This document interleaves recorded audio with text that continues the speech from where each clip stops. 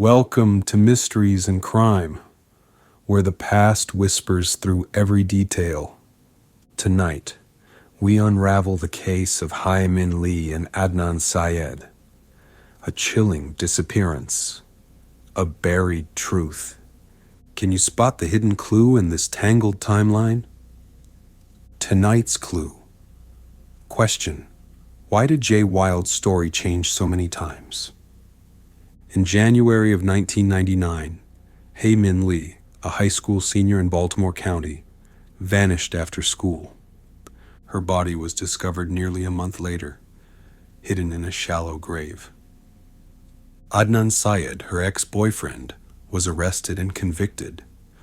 Decades later, that conviction unraveled, raising more questions than it answered.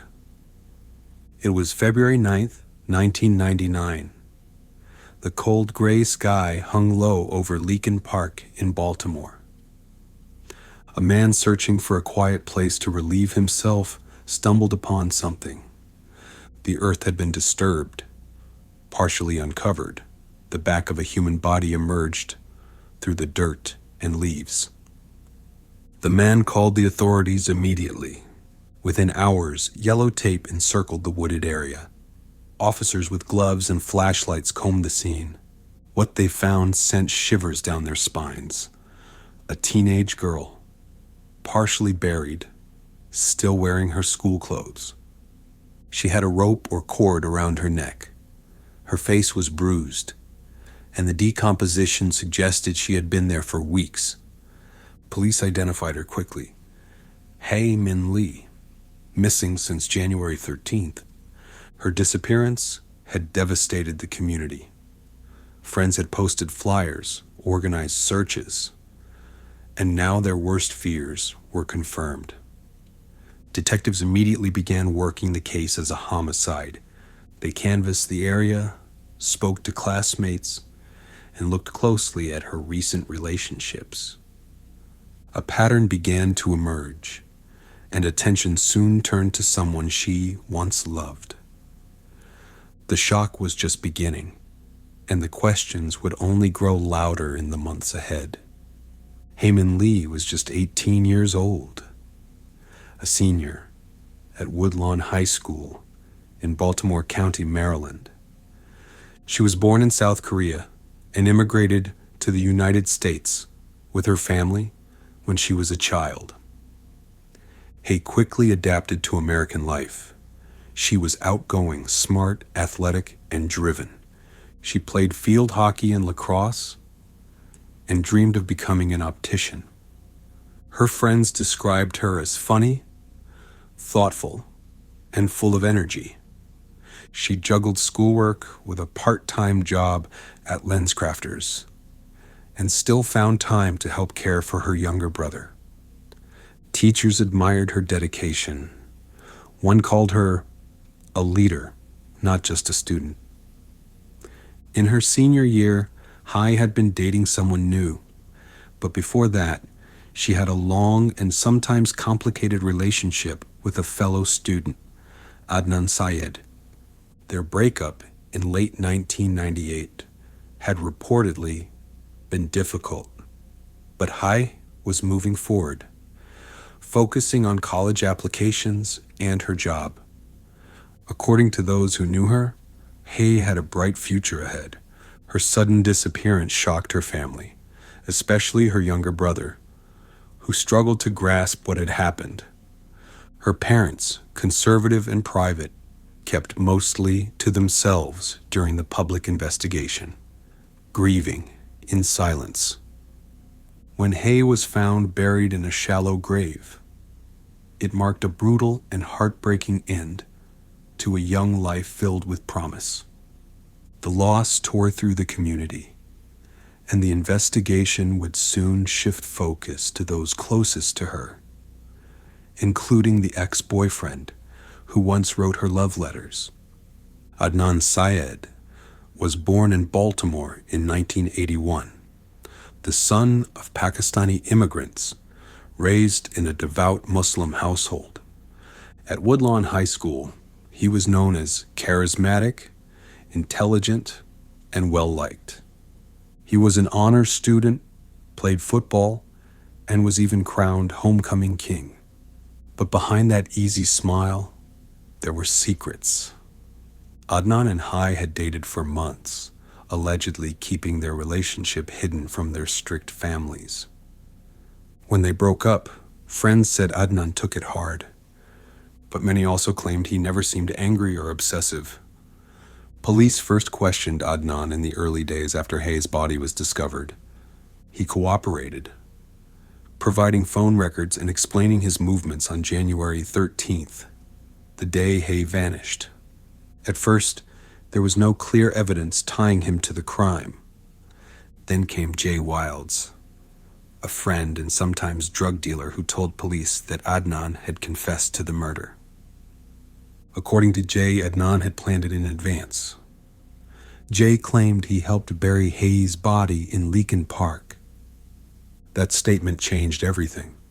Detectives focused in on Adnan, building a timeline around cell phone data, Jay's testimony, and alleged inconsistencies in Adnan's story.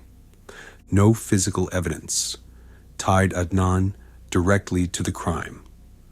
But on the strength of Jay's account and a circumstantial case, prosecutors charged Adnan Syed with first-degree murder. He was 17 years old at the time, tried as an adult.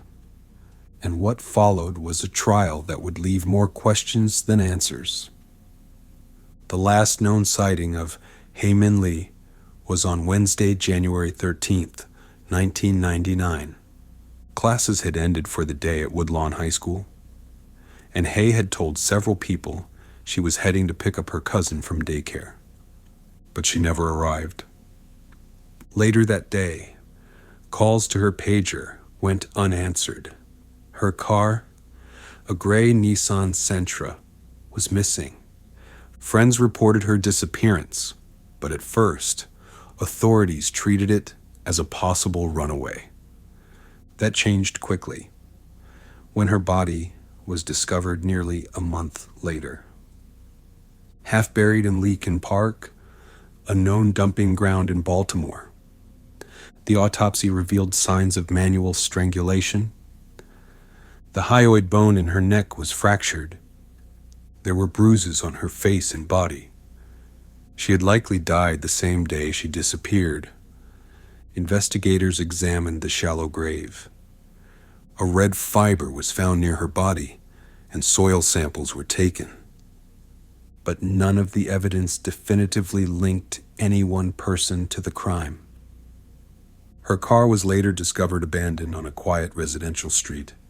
Inside, police found little of forensic value.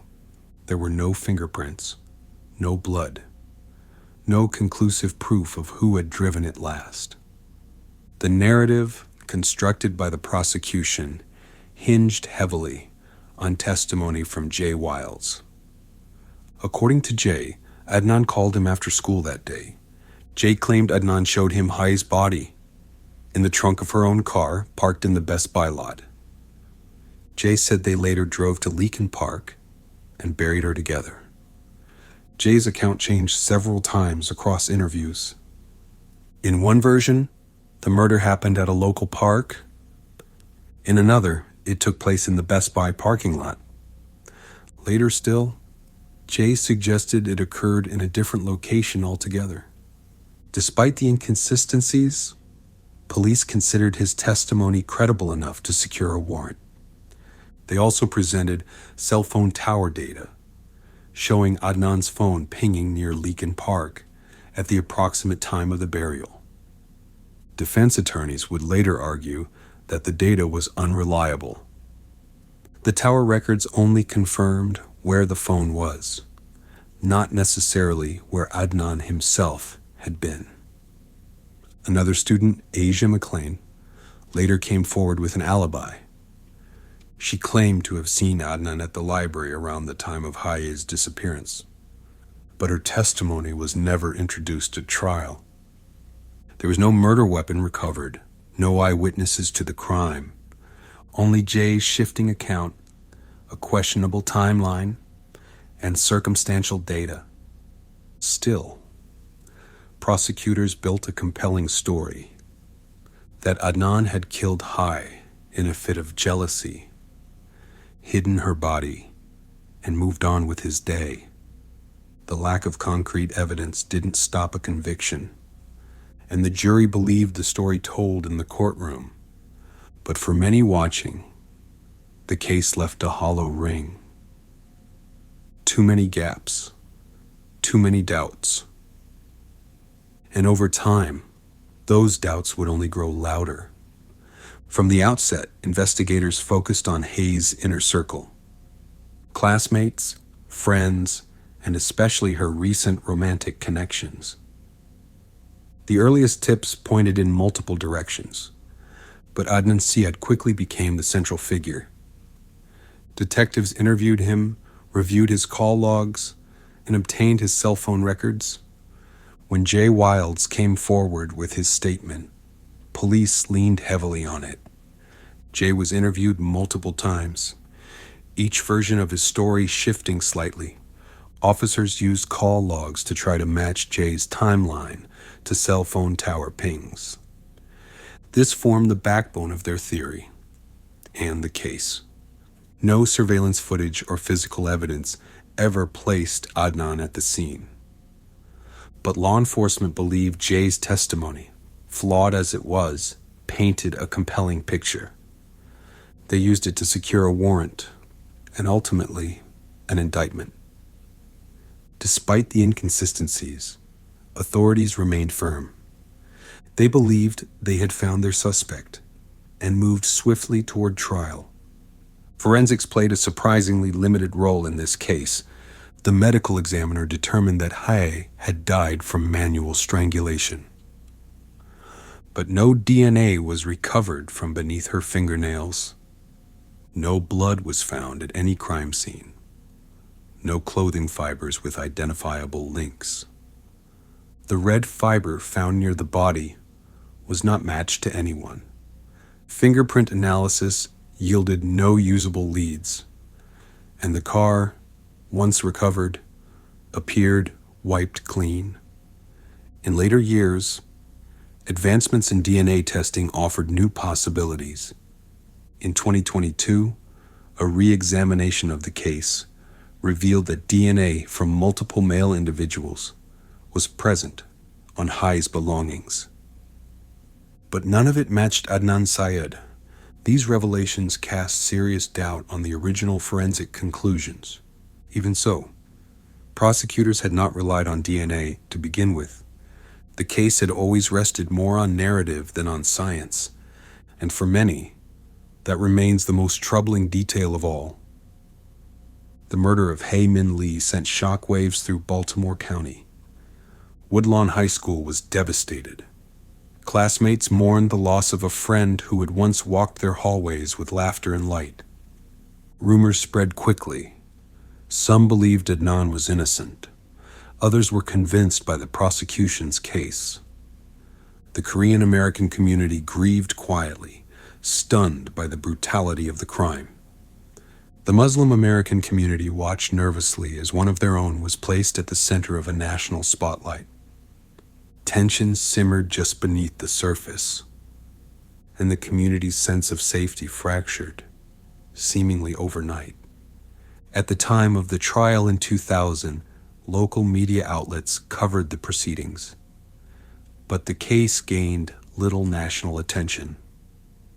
That changed dramatically in 2014, when the Serial podcast premiered, revisiting the case with fresh eyes and meticulous detail.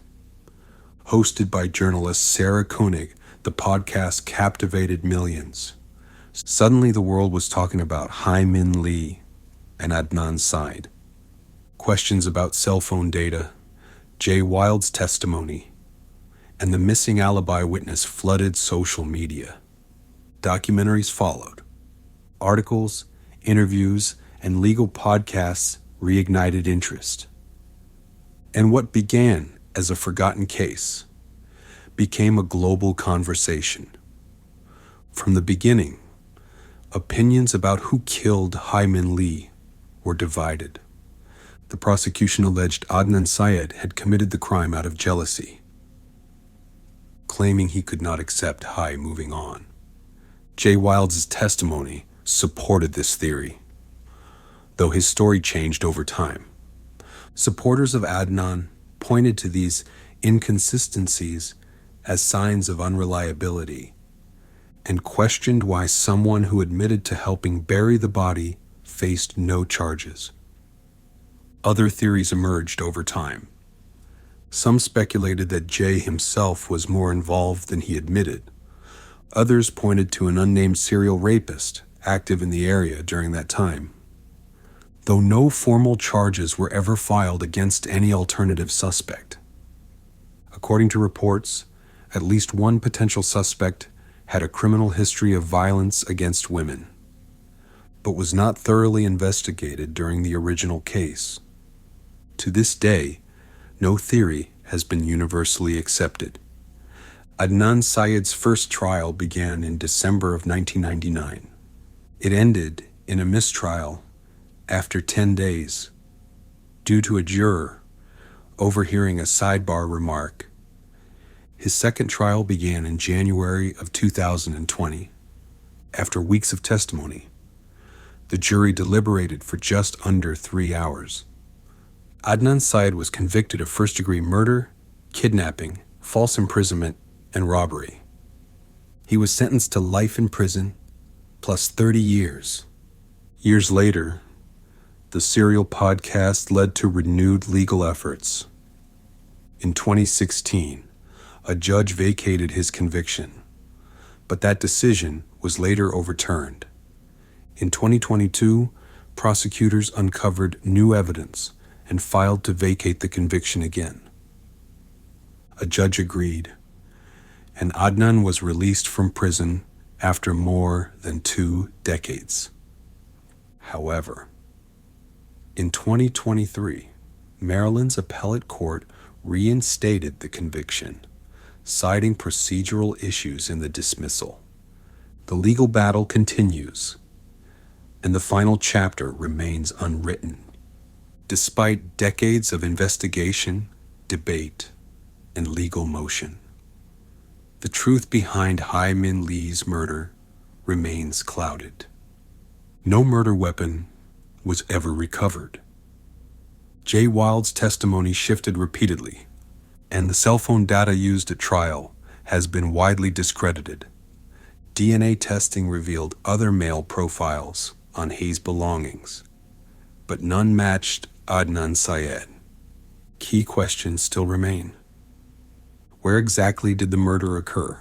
Who buried Hae in Leakin Park? And was justice truly served?